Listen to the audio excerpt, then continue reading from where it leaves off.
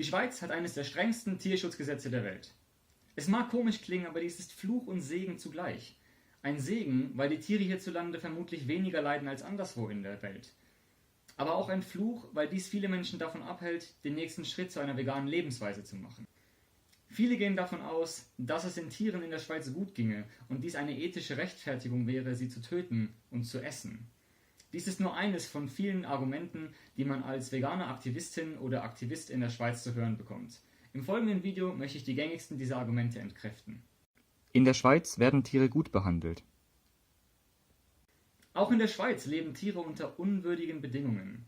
Dem Verein Tier im Fokus wurden über 6 Stunden Videomaterial und über 1200 Fotos aus der Schweizer Schweinemast zugesendet. Die im Rahmen des sogenannten Schweinereports veröffentlichten Aufnahmen zeigen, dass auch in der Schweiz 500.000 Schweine ohne Einstreu eingepfercht auf engstem Raum lebt, fast nie das Tageslicht erblickt und generell ein sehr trostloses Dasein führt. Über das Leben von Hühnern berichtet Tier im Fokus ebenfalls. 3/4 der Hühner in der Schweiz leben unter Bedingungen, die man ohne Probleme als Massentierhaltung bezeichnen kann. Bis zu 18.000 dieser Tiere leben in einer einzigen Halle, pro Quadratmeter sind bis zu 15 Tiere erlaubt, jeden Tag verenden Tiere in den Hallen und liegen oft mehr als einen Tag herum. Und lässt die Legeleistung von Legehennen nach einem Jahr nach, werden auch sie geschlachtet, statt ihre Lebenserwartung von bis zu 20 Jahren zu erreichen. Für Mastrinder sind lediglich 3 Quadratmeter Platz vorgeschrieben. Dies reicht für viele dieser Tiere gerade mal zum Liegen. Die Hälfte von ihnen hat keinen Auslauf ins Freie. Und Kälber werden in ihrer 2. oder 3. Lebenswoche mit einem heißen Brennstab enthornt.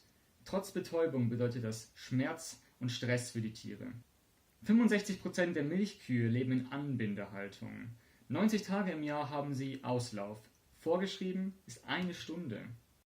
Nach 4 bis 5 Jahren lässt die Milchleistung dieser Tiere so sehr nach, dass auch deren Haltung nicht mehr lukrativ ist und sie geschlachtet werden, statt ihre Lebenserwartung von 25 bis 30 Jahren zu erreichen. Auch in der Schweiz werden männliche Kälber getötet, weil sie keine Milch produzieren können. Über 250.000 im Jahr. Auch in der Schweiz werden männliche Küken geschreddert, weil sie keine Eier legen können. Zwischen 500.000 und 2 Millionen im Jahr. 2016 wurden in der Schweiz 55 Millionen Tiere getötet. Das sind 2 pro Sekunde. Mit guter Behandlung hat das nichts zu tun. Unsere Kühe werden mit Gras gefüttert. Das ist nachhaltig. Die Idee hinter diesem Argument: Durch das Füttern von Rindern mit Gras wird auf Flächen Nahrung für den menschlichen Verzehr produziert, auf denen das anders nicht möglich wäre. Trotzdem ist dies kein Argument gegen eine vegane Ernährung. Zum einen werden Schweizer Kühe nicht nur mit Gras gefüttert. Kraftfutter, welches unter anderem aus Getreide, Mais und Soja besteht, macht über 20% des für die Kühe verwendeten Tierfutters aus. Und wer jetzt sagen will, dass Veganerinnen und Veganer durch ihren Sojakonsum verantwortlich für die Abholzung des Regenwaldes wären, je nachdem welcher Quelle man glaubt, werden zwischen 75 und 98% des global angebauten Sojas als Tierfutter verwendet. Und das von Menschen in der Schweiz konsumierte Soja kommt meistens aus Italien, Frankreich, Österreich oder der Schweiz selbst. Zum anderen hätte dieses Argument aber höchstens dann Relevanz, wenn die Menschen hauptsächlich oder überwiegend Fleisch von weidenden Rindern essen würden. Rindfleisch insgesamt macht allerdings nur etwa 1/5 des in der Schweiz konsumierten Fleisches aus.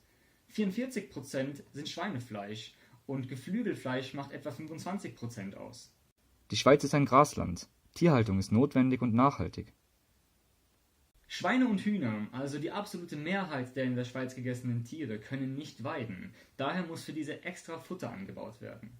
Das Problem: Für die Herstellung einer tierischen Kalorie wird das Vielfache an pflanzlichen Kalorien verbraucht. Um das in Zahlen zu fassen: Für eine Kalorie Schweinefleisch benötigt es über 3 pflanzliche Kalorien. Für eine Kalorie aus Eiern oder Hühnerfleisch benötigt es 4 und in einer Kalorie Rindfleisch stecken über 10 pflanzliche Kalorien. Ausgehend von einer ETH-Studie hat Sentience Politics Folgendes herausgefunden: Würden wir in der Schweiz Tierhaltung lediglich auf Flächen durchführen, die nicht anders landwirtschaftlich nutzbar sind, dürfte man in der Schweiz pro Person und Jahr 14 Kilogramm Fleisch essen, statt der fast 51 Kilogramm, die pro Jahr und pro Person verdrückt werden. Diese 14 Kilogramm bestünden fast ausschließlich aus Rind- und Schweinefleisch. Es gäbe fast kein Hühnerfleisch mehr, nur noch 5 Eier pro Person und Jahr und 1/3 weniger Milchprodukte. Ja, die Schweiz ist ein Grasland und genau deswegen sollten die Menschen kein Fleisch mehr essen. Schweizer Tierprodukte sind regional. Etwa 1/4 des in der Schweiz konsumierten Fleisches stammt aus dem Ausland. Bei den Eiern sind es mehr als die Hälfte. Und diese Produkte werden unter eben jenen Bedingungen hergestellt, die in der Schweiz angeblich nicht vorliegen. Oh, und habe ich erwähnt, dass die Schweiz jedes Jahr über 1,2 Millionen Tonnen Futtermittel importiert. 2015 waren darunter 850.000 Tonnen Kraftfutter.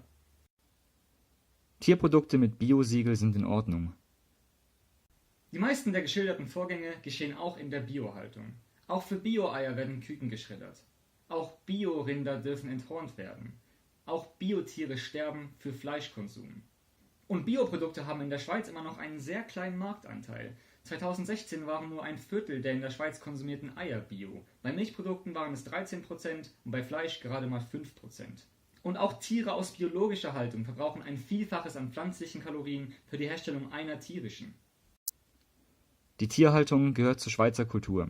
Sie ist wichtig für Arbeitsplätze und Tourismus. Kulturen unterliegen einem ständigen Wandel, auch in der Schweiz. Nur weil etwas aus kulturellen oder traditionellen Gründen gemacht wird, bedeutet das noch lange nicht, dass es in Ordnung ist.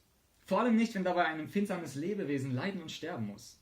Kultur und Tradition sind ebenso wenig eine Ausrede für das Ausüben von Gewalt und Unterdrückung wie der Erhalt von Arbeitsplätzen. Würden wir alles verneinen, was Arbeitsplätze potenziell gefährden könnte, müssten wir auf sehr viel Fortschritt verzichten. Und zwar nicht nur gesellschaftlichen, sondern auch technologischen oder wohlstandsfördernden Fortschritt. Und was den Tourismus angeht, die Schweiz ist so ein wunderschönes und vielfältiges Land, das so viel zu bieten hat. Warum um alles in der Welt wird das auf weidende Kühe reduziert? Viele der Argumente gegen eine vegane Ernährung basieren auf der Vorstellung einer idealen Welt, inklusive einer idealen Tierhaltung. Aber auch in der Schweiz ist die Tierhaltung nicht ideal, was daran liegen könnte, dass es einfach keine ideale Art und Weise gibt, empfindsame Lebewesen auszubeuten und zu töten. Klar könnte man versuchen, jene Tierprodukte zu konsumieren, die möglichst wenig Schaden verursachen. Noch besser wäre es aber, Tierprodukte komplett vom Teller zu streichen und vegan zu leben. Nie war es einfacher als heute. Und wenn ihr Fragen oder Anregungen habt, schreibt sie mir in die Kommentare. Danke fürs Zuschauen, Wiederschauen.